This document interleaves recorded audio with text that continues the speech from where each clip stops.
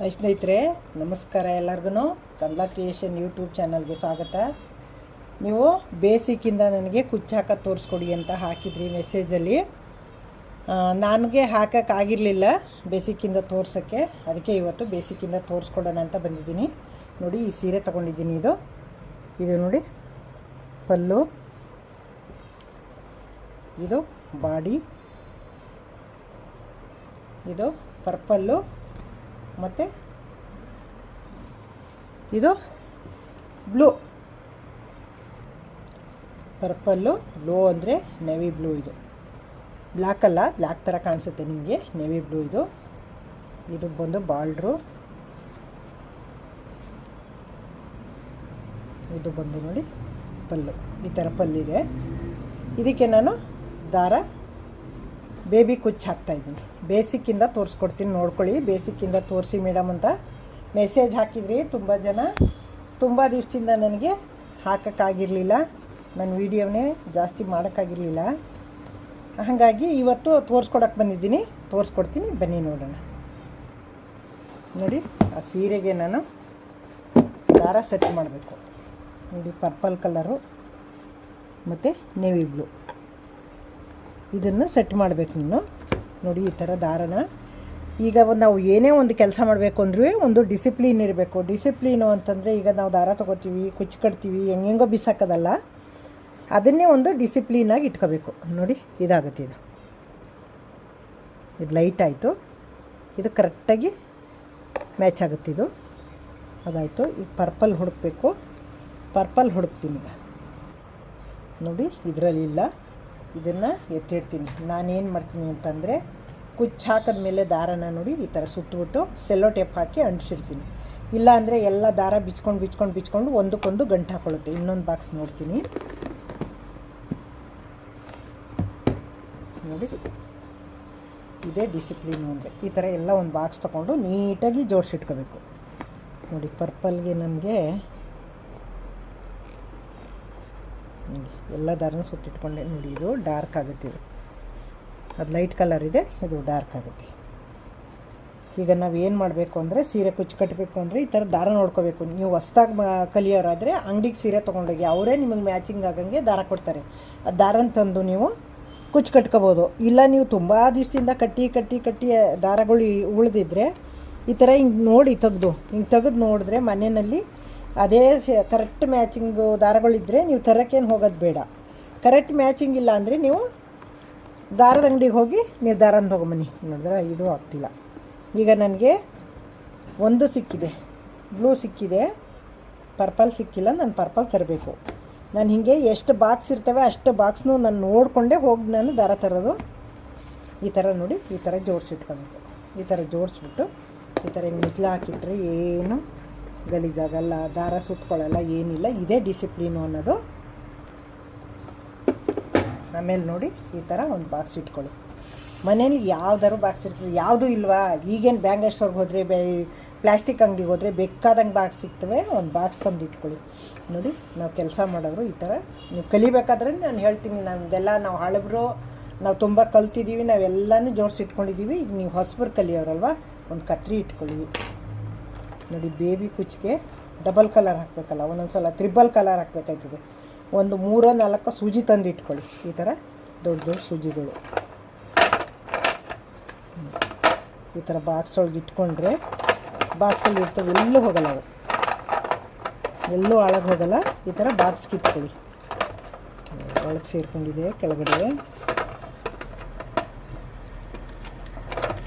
ನೋಡಿ, ನಾನು ಇನ್ನೊಂದು ದಾರ ಪೋಣಿಸಿ ಇಟ್ಬಿಟ್ಟಿದ್ದೀನಿ. 4 ಸೂಜಿ ಇಟ್ಕೊಂಡಿದ್ದೀನಿ ನಾನು. ಈ ಥರ ದೊಡ್ಡ 4 ಸೂಜಿ ಇಟ್ಕೊಳ್ಳಿ. ಈ ಥರ 4 ಸೂಜಿ ಇಟ್ಕೊಂಡ್ರೆ ಈ ಥರ ಉದ್ದ ಇರಬೇಕು, ತುಂಬ ದಪ್ಪನೂ ಬಿಡ. ಈ ಥರ ಸಣ್ಣ ಉದ್ದಕ್ಕಿದ್ರೆ ಹಿಂಗೆ ಕುಚ್ಚು ಕಟ್ಟಕ್ಕೆ ಚೆನ್ನಾಗಿರ್ತದೆ. ಬೇಬಿ ಕುಚ್ಚಿಗೆ ಇವು. ನೀವು ಕ್ರೋಶ ಕುಚ್ಚು ಕಲಿಬೇಕು ಅಂದರೆ ಬೇಬಿ ಕುಚ್ಚು ಫಸ್ಟ್ ಹೇಳ್ಕೊಟ್ಬಿಡ್ತೀನಿ. ಕ್ರೋಶ ಕುಚ್ಚು ಕಲಿಬೇಕು ಅಂತಂದರೆ ನಿಮಗೆ ನೋಡಿ, ನಿಮ್ಮ ನಂಬರು ಎಷ್ಟನೇ ನಂಬರಿಂದ ತೊಗೋಬೇಕು ಅಂತ ಹೇಳ್ತೀನಿ ನಾನು. ನೋಡಿ, ನನ್ನ ಹತ್ರ 2 ಕಟ್ಟಾಗಿ ಹೋಗಿದೆ, 4 ನಂಬರ್ ಇದೆ. ಅರ್ಧ ಡಜನ್ ತಂದು ಇಟ್ಕೊಂಡಿದ್ದೀನಿ ನಾನು. 6 ಕ್ರೋಶ ತಂದು ಇಟ್ಕೊಂಡಿದ್ದೆ. ಇದು ನೋಡಿ, ಇದು 10ನೇ ನಂಬರು ಕ್ರೋಶ ಇಟ್ಕೊಂಡಿದ್ದೀನಿ. ಇದು ನೋಡಿ 12ನೇ ನಂಬರ್ ಇದು.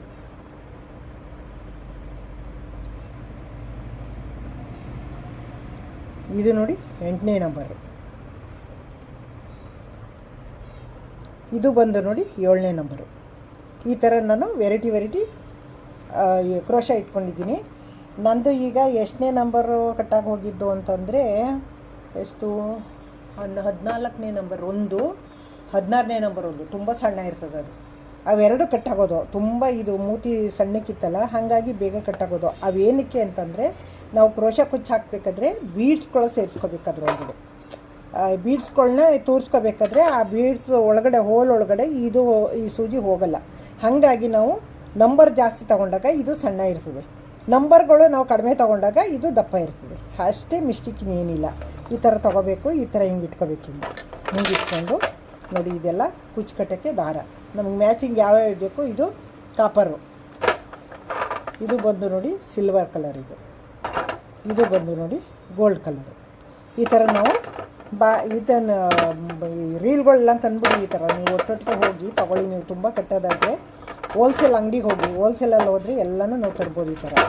ಈ ಥರ ತಂದುಬಿಟ್ಟು ಹಿಂಗೆ ಇಟ್ಕೊಂಡ್ರೆ ನಮಗೆ ಯಾವಾಗ ಬೇಕೋ ಅವಾಗ ಕಟ್ಬೋದು. ಈಗ ನಮ್ಗೆ ಅರ್ಜೆಂಟು ಒಂದು ಸೀರೆ ಕುಚ್ಚು ಕಟ್ಕೊಡಿ ಅಂತಾರೆ, ಆವಾಗ ನಾವು ಹೋಗಿ ತರೋಕ್ಕಾಗಲ್ಲ. ಹಾಗಾಗಿ ನಾವೆಲ್ಲ ರೆಡಿ ಇಟ್ಕೊಂಡಿದ್ರೆ ನಾವು ಯಾವಾಗ ಬೇಕಾದ್ರೂ ಕಟ್ಕೊಡ್ಬೋದು. ಇದು ನಾನು ಶಾಂಪಲ್ ಹಾಕೋಕ್ಕೆ ಒಂದು ಲೇಸ್ ತೆಗೆದಿಟ್ಕೊಂಡಿದ್ದೀನಿ. ಇದು ಶಾಂಪಲ್ ಹಾಕಿ ತೋರ್ಸೋಕ್ಕೆ ಕ್ರೋಶ ಕುಚ್ಕೊಳಗೆ. ಇದು ನೋಡಿ, ಇದು ಸೆಲ್ಲೋ ಟೇಪು, ದಾರ ಅಂಟಿಸಿಟ್ಕೊಳಕ್ಕೆ ತೆಗೆದಿಟ್ಕೊಳ್ಳಿ. ಇದು ನೋಡಿ, ಇದು ಗಮ್ಮು, ಕ್ರೋಶ ಕುಚ್ಚು ಹಾಕಿದಾಗ ಅದು ದಾರ ಬಿಟ್ಕೊಳತ್ತಲ್ಲ ಅದನ್ನು ಅಂಟಿಸೋಕ್ಕೆ. ಇದು ನೋಡಿ, ಇದೇನಾದ್ರು ಹೊಲಿಗೆಗಳಿಗೆ ಬಿಚ್ಚಬೇಕು ಅಂದರೆ ಹೊಲಿಗೆ ಬಿಚ್ಚೋಕ್ಕೆ ಒಂದು ಸೂಜಿ ಇಟ್ಕೊಂಡಿದ್ದೀನಿ. ಇದು ನೋಡಿ ಟೇಪು ಅಳತೆ ಮಾಡ್ಕೊಳ್ಳೋಕ್ಕೆ.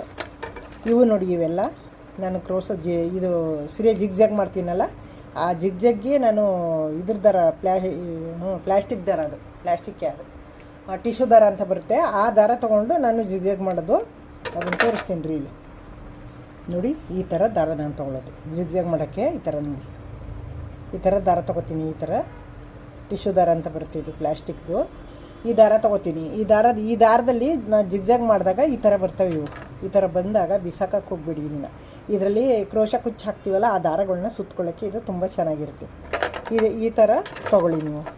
ನೀವು ಜಿಗ್ಜಾಗ್ ಮಾಡೋದಿದ್ದರೆ ನೀವು ಬಿಸಾಕಕ್ಕೆ ಹೋಗ್ಬೇಡಿ. ಈ ಥರ ದಾರ ತಂದು ನಾವೇನು ಮಾಡ್ತೀವಿ, ಎಲ್ಲ ಸೀರೆಗೂ ಒಂದೊಂದು ಕಲರ್ ಚೇಂಜ್ ಮಾಡಬೇಕಲ್ಲ ಅಂದ್ಬಿಟ್ಟು ನಾನು ಸೀರೆ ಕಲರ್ ದಾರ ಹಾಕಕ್ಕೆ ಹೋಗಲ್ಲ. ಇದೇ ದಾರ ಎಲ್ಲಕ್ಕೂ ಸೂಟಾಗುತ್ತೆ.